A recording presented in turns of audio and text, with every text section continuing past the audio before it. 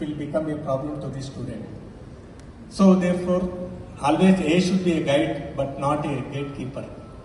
So that's why algorithm based problem it is a risk for the learner.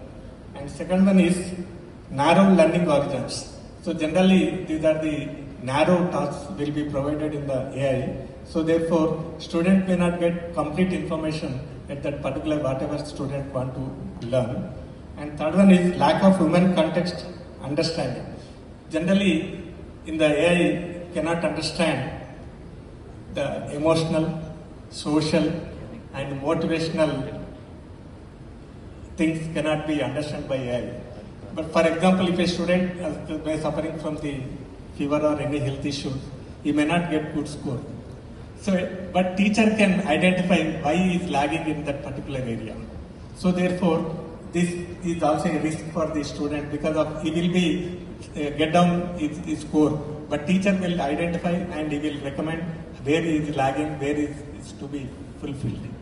And another one is loss of autonomy.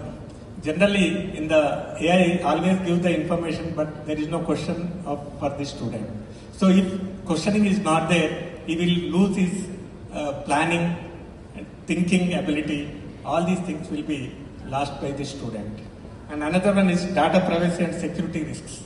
Here, generally in the AI, lot of data will be stored, and it is lot of personal information will be required for the data. Sometimes if it is breaches, it again become a big problem for everyone. These are the things I observed for the risks will be there if everybody will depending on the AI. Thank you, sir. Right, I think like Uncle Ben said, with great power comes great responsibility.